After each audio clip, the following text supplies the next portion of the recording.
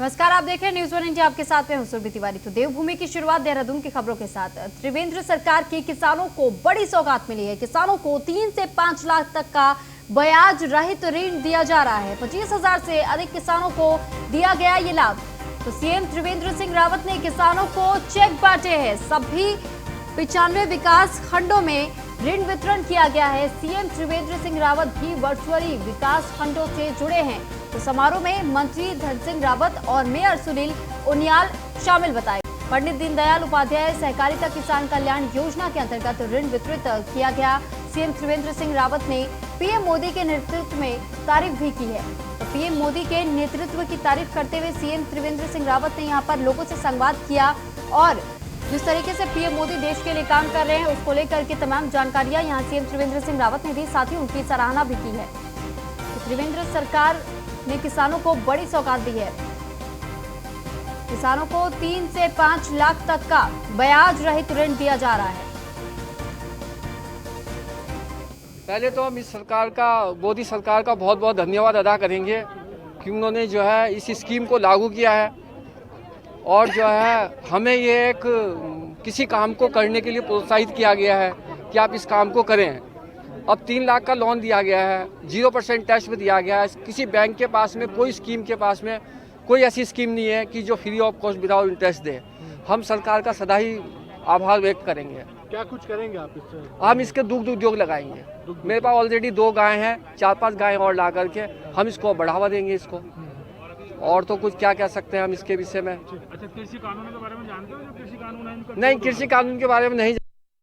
देखिए सर, आज से पहले किसान जो मतलब परेशान था इस था कि हमने सरकार से लोन लिया है उसका हमें ब्याज चुकाना है। लेकिन सरकार ने जो ये नई मुहिम चलाई है कि किसानों को ब्याज मुक्त जो लोन उपलब्ध करा रही है, इससे क्या है कि मतलब किसान एक तरह से मतलब राहत मिली है किसान को।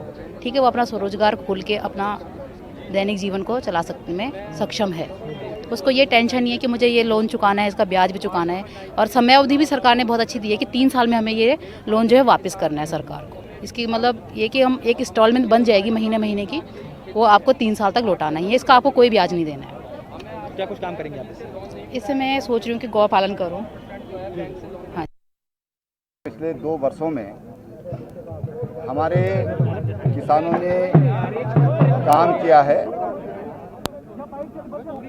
और जो ऋण योजना हमने प्रारंभ की थी सरकार आने के बाद, उससे हमारा किसान भी प्रोत्साहित हुआ और सरकार भी प्रोत्साहित हुई है कि किसानों ने बहुत अच्छा, या हम कहें कि उनका सदुपयोग किसानों ने किया है। उसी से प्रोत्साहित होकर के हमने आज 3 लाख रुपए तक का ऋण किसान को व्यक्तिगत रूप से और समूह को 5 लाख रुपए तक का ऋण, ये बिना ब्याज का उसका प्रारंभ किया है ताकि हमारे किसान खुशहाल हों। और माननीय प्रधानमंत्री जी का जो सपना है कि 2024 तक हमको किसानों की आय दुगनी करनी है, उस दिशा में राज्य सरकार भी अपना योगदान कर सके।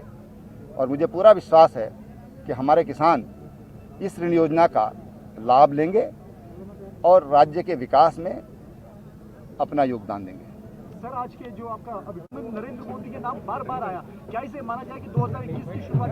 देखिए ऐसा है कि नेतृत्व का मार्गदर्शन ये बहुत ज़रूरी है। नरेंद्र भाई मोदी एक बहुत गरीब परिवार से उठ करके आज देश के प्रधानमंत्री बने हैं और उनकी सोच सदैव गरीब की रही है। मैं तब से जानता हूं जब वो संगठन की जिम्मेदारी उनके ऊपर थी और उन्होंने अपना जीवन, पूरा जीवन, उनका जीवन को मैं जानता हूं, उन्होंने समाज के लिए और राष्ट्र के लिए समर्पित किया है।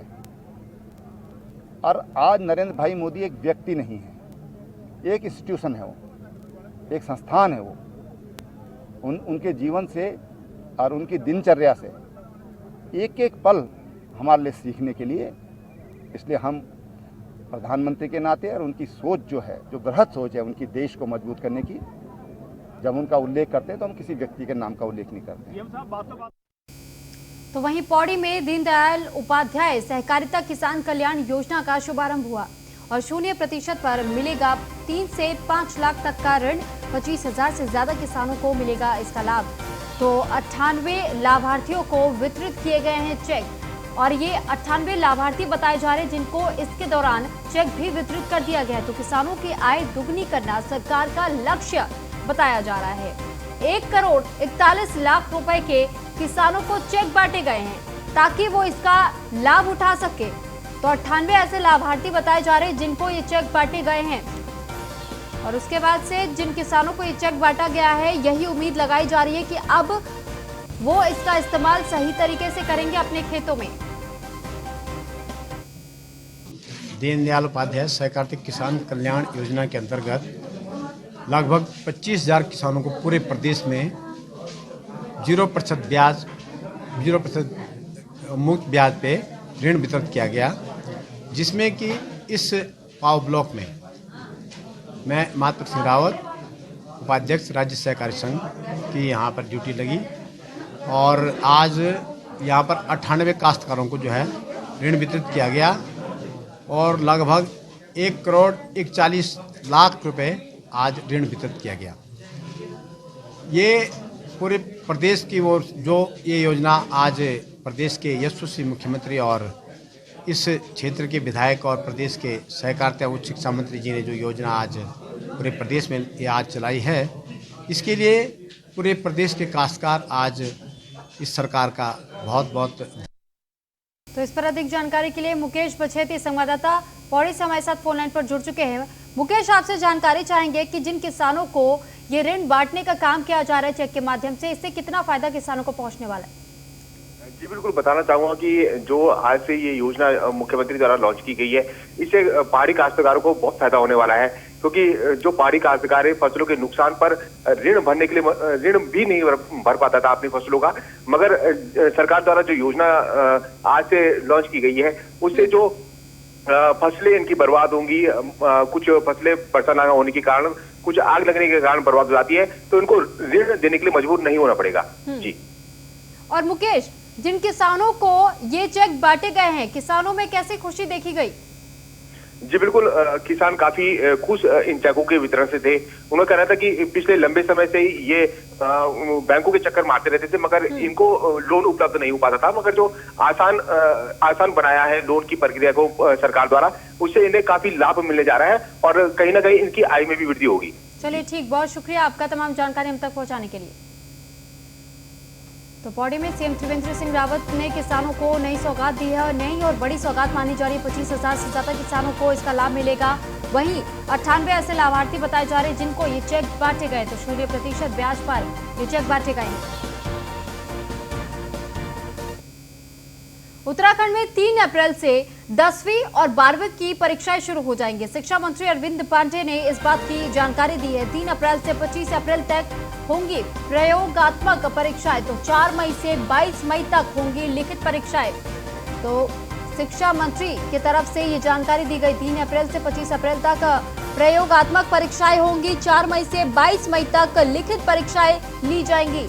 तो उत्तराखंड से जुड़ी खबर आपको बता रहे हैं, 3 अप्रैल में होंगी 10वीं और 12वीं की परीक्षाएं।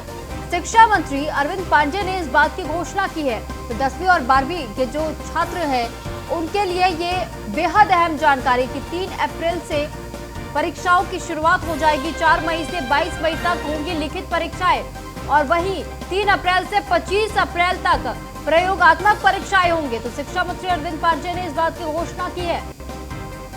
3 अप्रैल से 25 अप्रैल तक प्रयोगात्मक परीक्षाएं होंगी। और इस पर अधिक जानकारी के लिए फहीम तनार रेजिडेंट एडिटर हमारे साथ फोन लाइन पर जुड़ चुके हैं। फहीम, आपसे जानकारी चाहेंगे कि 3 अप्रैल से जो 10वीं और 12वीं की परीक्षाएं शुरू होंगी, किस तरीके की व्यवस्था उनके लिए की जा रही है, क्योंकि अब भी कोरोना काल पूरी तरीके से खत्म नहीं हुआ है। देखिए, कोरोना काल तो खत्म नहीं हुआ है, इसमें बिल्कुल ठीक बात है, लेकिन चूंकि परीक्षाएं होनी है और वो फिजिकल तौर पर परीक्षाएं आयोजित होंगी, तो इसको लेकर के एक विस्तृत दिशा निर्देश जारी किए गए हैं, जिसमें पाली बढ़ाने को लेकर के जो सिटिंग अरेंजमेंट जो होगा वो एक विस्तृत रूप में होगा और एसओपी का पालन किया जाएगा और इसके लिए अलग से एक एसओपी भी जारी की जाएगी, ताकि जो परीक्षार्थी हैं वो और जो स्टाफ उसमें लगेगा, जिसकी ड्यूटी लगेगी, वो तमाम लोग कोरोना के प्रकोप में ना आए, इस तरह का संक्रमण ना हो। तो इसको लेकर के एसओपी जारी होगी और विस्तृत रूप में इसको लेकर के दिशा निर्देश जारी किए गए हैं। और फहीम, क्या इसके बाद से जो नियमित रूप से जो क्लासेस चलती थी पहले की तरह, क्या एक बार फिर से वो समय लौटेगा? बिल्कुल, देखिए जो नियमित रूप से कक्षाएं शुरू होनी है वो 8 फरवरी के लिए आदेश जारी हो चुके हैं कि कक्षा 6 से लेकर के और हाई स्कूल और 12 ये दोनों क्लास तो पिछले 2 महीने से ही चल रही हैं, लेकिन इसकी बाकी जो कक्षाएं थी वो कक्षा 6 तक की वो स्कूल 8 फरवरी से खुल जाएंगे और इससे नीचे यानी कक्षा 5 तक की जो है स्कूल वो अभी नहीं खुलेंगे। उसको लेकर के अभी फैसला नहीं हुआ है, लेकिन इससे ऊपर की कक्षाएं 8 फरवरी से शुरू हो जाएंगी फिजिकल रूप में। चलिए ठीक, बहुत शुक्रिया फहीम तमाम जानकारी हम तक पहुंचाने के लिए। तो शिक्षा मंत्री अरविंद पांडेय ने इस बात की घोषणा की 3 अप्रैल से 25 अप्रैल तक के प्रयोगात्मक परीक्षाएं होंगी और उसके बाद से जो लिखित तौर पर परीक्षाएं ली जाएंगी वो 4 मई से लेकर के 22 मई तक ये परीक्षाएं चलेंगी। तो उत्तराखंड में 3 अप्रैल से 10वीं और 12वीं की परीक्षाएं शुरू हो जाएंगी।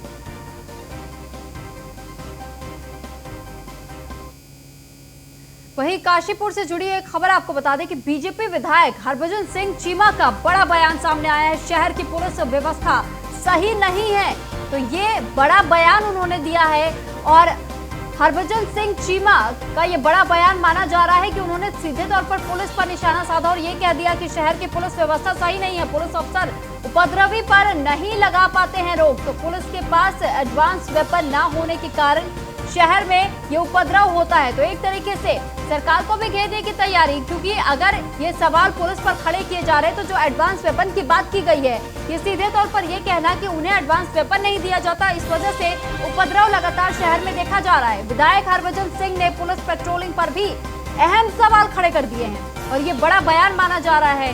गाड़ियों की कमी से शहर में नहीं हो पा रही है पेट्रोलिंग ना होने की वजह से घटनाएं भी बढ़ती चली जा रही है। तो विधायक हरभजन सिंह ने पुलिस पेट्रोलिंग पर भी सवाल उठाते हुए ये कह दिया है कि पेट्रोलिंग सही से नहीं हो पा रही है, क्योंकि पुलिस के पास इतनी तादाद में गाड़ियां नहीं है, जिस वजह से शहरों में भी लगातार घटनाएं बढ़ती ही चली जा रही है। तो काशीपुर से जुड़ी ये खबर आपको बता रहे हैं, जब बीजेपी विधायक हरभजन सिंह चीमा का ये बड़ा बयान सामने आया, शहर की पुलिस व्यवस्था सही नहीं है, तो प्रशासन पर सवाल खड़े करते हुए पुलिस अफसर उपद्रवी पर रोक नहीं लगा पा रहे हैं, क्योंकि जो एडवांस वेपन उन्हें मुहैया कराया जाना चाहिए वो नहीं है और इसी वजह से शहर में उपद्रव होता है, ऐसा कहना विधायक हरभजन सिंह का। तो विधायक हरभजन सिंह ने पुलिस पेट्रोलिंग पर भी सवाल उठाते हुए ये कह दिया कि गाड़ियों की कमी से शहरों में ठीक तरीके से पेट्रोलिंग नहीं हो पाती है। और इस पर अधिक जानकारी के लिए नाजिम हमारे साथ फोन लाइन पर जुड़ चुके हैं। नाजिम, आपसे जानकारी चाहेंगे कि जिस तरीके से बीजेपी विधायक हरभजन सिंह ने ये बड़ा बयान दे दिया, पुलिस प्रशासन पर सवाल खड़े कर दिए उनकी व्यवस्था को लेकर के, तो क्या पुलिस की तरफ से अब तक इस पर कोई पलटवार किया गया है? जी बिल्कुल, मैं आपको बता दूं कि काशीपुर पुलिस महानिदेशक लगातार अशोक कुमार का कुमाऊं दौरा है, जिसको लेकर जनसभाएं जारी हैं, जिसको लेकर जनप्रतिनिधि और भाजपा के विधायक को स्टेज पर बिठाया गया था, जिसमें उन्होंने पुलिस पर ही सवाल या निशान खड़े करते हुए कहा कि अब पुलिस से कोई भी उपद्रवी डरता नहीं है, पुलिस के ऊपर हावी हो जाता है, पुलिस पर पुराने वेपन से गाड़ियां नहीं है, पुरानी गाड़ियां हैं, जिसको लेकर क्राइम का ग्राफ कहीं ना कहीं बढ़ता जाता है। तो वही जिस मामले की जानकारी अशोक कुमार से ली गई, तो उनके द्वारा बताया गया कि जी अगर ये कहा जा रहा है कि पुलिस के पास एडवांस वेपन नहीं है, पेट्रोलिंग के लिए गाड़ियां नहीं है, तो ये व्यवस्था पर सवाल खड़े किए जा रहे, प्रशासन पे भी सवाल खड़े किए जा रहे, तो क्या इसके बाद एक्शन मोड में नजर आएगी पुलिस? बिल्कुल, मैं बता दूं कि काशीपुर के विधायक भारतीय जनता पार्टी के ही विधायक हैं और वो अपनी सरकार पुलिस के पर निशाने साधते हुए कहीं ना कहीं अपनी सरकार को ही कटघरे में खड़ा कर दिया है, जिसको लेकर के व्यवस्था गृह मंत्रालय त्रिवेंद्र सिंह रावत पर स्वयं है और जिसको लेकर व्यवस्थाओं की जिम्मेदारी सूबे के मुख्यमंत्री की होती है, लेकिन व्यवस्था न कराने पर ही कहीं ना कहीं सरकार को ही घेरे में खड़ा कर दिया है। वहीं पुलिस ने भी कहा कि हमने लिखित रूप में सरकार को दे दिया गया, जल्द ही हमारे पास वेपन और गाड़ियों के लिए गाड़ियां सरकार द्वारा उपलब्ध कराई जाएगी। जी चलिए ठीक, बहुत शुक्रिया आपको तमाम जानकारी हम तक पहुंचाने के लिए नजीम। तो पेट्रोलिंग के लिए भी उनके पास पूरी तरीके से गाड़ियां नहीं है, इस वजह से पेट्रोलिंग नहीं कर पाती है पुलिस। और ऐसे में पुलिस का ये कहना है कि सरकार ही हमें वो गाड़ियां या एडवांस वेपन मुहैया कराएगी। तो कहीं ना कहीं उन्हीं के जो बीजेपी है इस वक्त सरकार में, तो ऐसे में बीजेपी के ही विधायक ने बीजेपी को ही कटघरे में खड़ा कर दिया यहाँ।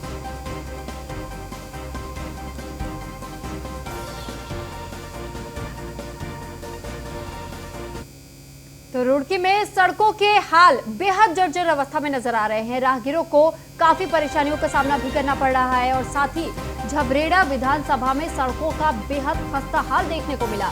शिकायत करने के बावजूद अब तक इस पूरे मामले में कोई संज्ञान नहीं लिया गया है। खराब सड़कों के चलते कई बार दुर्घटनाएं हो चुकी है, शिकायतें बार बार की जा रही है, लेकिन फिर भी कोई सुनवाई नहीं हो रही है, कोई भी इस मामले में संज्ञान नहीं ले रहा है। तो लगातार जो जर्जर अवस्था सड़कों की बनी हुई है, खराब सड़कों की वजह से कई बार दुर्घटनाएं भी हुई हैं और रुड़की में सड़कों की जर्जर हालत की वजह से लोगों को काफी परेशानियों का सामना करना पड़ रहा है।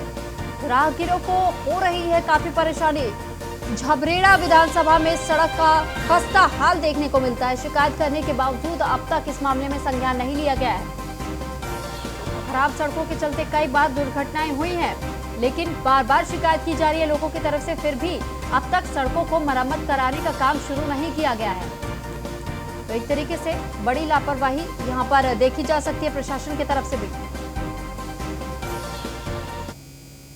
ब्रेक के बाद एक बार फिर आपका स्वागत है। तो दिनेशपुर के दुर्गापुर में शादी से इनकार करने पर प्रेमिका ने प्रेमी के दरवाजे पर पहुंचकर जहरीला पदार्थ खा लिया। लड़की को गंभीर हालत में नजदीकी अस्पताल में इलाज के लिए भर्ती कराया गया है, लेकिन रास्ते में ही उसकी मौत हो गई। तो इससे आक्रोशित परिजनों ने ग्रामीणों के साथ थाने पहुंचकर युवक पर जहरीला पदार्थ खिलाकर मारने का आरोप लगाते हुए हंगामा काटा। मामला बिगड़ता देख पुलिस ने ग्रामीणों को बमुश्किल शांत कर शव का पंचनामा भरकर पोस्टमार्टम के लिए भेज दिया है। थाना अध्यक्ष अशोक कुमार ने सूरज वैद्य को अपने कस्टडी में ले लिया है और मामले की जांच शुरू कर दी गई है। कल रात में सूचना मिली कि यहाँ दुर्गापुर में किसी एक लड़की ने, उसकी उम्र 18 वर्ष से ऊपर बताई जा रही है, उसके द्वारा जहर खा के आत्महत्या कर ली। इस सूचना पर वो लोग थाने आए थे, थाने में सूचना दी। रात में पंचनामा की कार्रवाई नहीं हो सकती थी, उसकी बॉडी को हॉस्पिटल ले जाया गया। सुबह उसका पंचनामा भरा गया है, पोस्टमार्टम के लिए बॉडी भेज दी गई है। उसके परिजन जैसे ही उसके अंतिम संस्कार से फ्री हो जाते हैं, उनसे तहरीर लेके जो भी उसमें कानूनी कार्रवाई होगी वो अमल में लाई जाएगी। पूरा मामला कल रात को 10 बजे लड़के के घर से जो लड़की ख़त्म हो गई, लड़के के घर से फ़ोन आया कि तुम्हारा लड़की हमारे घर में है। तो हम लोगों ने गांव वाले जाके लड़की को माँ से पता करा, तुम्हारी लड़की कहाँ है? कह रहा है घर से 5 बजे 5:30 बजे ये रास्ते के लिए निकली है। ये लड़की 5 बजे उस लड़के के घर में चली गई जो लड़की के साथ प्रेम प्रसंग में था। जाके वहाँ जाके जहर पिया है। जहर पीने के बाद लड़के वाले डॉक्टर को यहाँ ना ले जाके लड़की के घर में ना सूचना देके, जब 4 घंटे बीत गया दवाई पीने के बाद, उसके बाद आके उन्होंने सूचना लड़की को कार में बैठा के घर में लाया लड़की के कि तुम्हारा लड़की जहर पिया है। फिर लड़की की माँ कार में बैठ के लड़की को लड़के वाले ले गए, लेकर अस्पताल में छोड़ के वो लड़के वाले भाग गए। फिर लड़की का माँ किसी तरह लोगों को बुला के फिर वो ले गया रुद्रपुर हॉस्पिटल में। फिर वहाँ जाते जाते रास्ते में। तो काशीपुर में उत्तराखंड के पुलिस महानिदेशक अशोक कुमार आज जन संवाद कार्यक्रम के तहत काशीपुर पहुंचे। जन संवाद कार्यक्रम के दौरान मौजूद जन समूह ने पुलिस महानिदेशक के समक्ष विभिन्न मुद्दों को रखा। जन संवाद कार्यक्रम के तहत कार्यक्रम में मौजूद लोगों और जन समूह ने सीपीयू और साथ ही ट्रैफिक पुलिस के द्वारा शहर के भीतर चेकिंग को समाप्त करने को मुद्दा सहित अन्य मुद्दों को लेकर के उठाया और उन्होंने कहा कि सीपीयू ट्रैफिक पुलिस का काम सिर्फ चालान वसूलना नहीं है। इस दौरान जनता की ओर से सीपीयू और ट्रैफिक पुलिस के चालान के नाम पर जुर्माना वसूलने और लोगों को परेशान करने की काफी शिकायतें आने पर डीजीपी अशोक कुमार ने हिदायत दे दी कि कुछ दिनों के लिए हेलमेट का चालान करना बंद कर दिया जाए। जनता की परेशानी सुनते डीजीपी ने कहा कि सीपीओ और ट्रैफिक पुलिस का मुख्य काम यातायात व्यवस्थित करना है, तो जाम से मुक्ति दिलाना और सड़क दुर्घटनाओं में कमी लाना है, ना कि जुर्माना वसूल कर सरकार का राजस्व बढ़ाना। मैं क्लियर कर दूं, हमारा टारगेट चालान वसूलना नहीं है। पुलिस का टारगेट ट्रैफिक को स्मूथ बनाना है, ट्रैफिक जाम न लगे और सड़कें हमारी सुरक्षित हों, दुर्घटनाएं कम हों। उसी दृष्टि से उनको कहा है कि ड्रंक एंड ड्राइविंग पे फोकस करें, ओवर स्पीडिंग पे फोकस करें, जो मोबाइल लेकर गाड़ियां चलाते हैं उस पर फोकस करें, ओवरलोडिंग पे फोकस करें, जो चीज़ों से दुर्घटनाएं बढ़ती हैं उस पर फोकस करें और गलत पार्किंग करने वालों के पे फोकस करें तो अच्छे रिजल्ट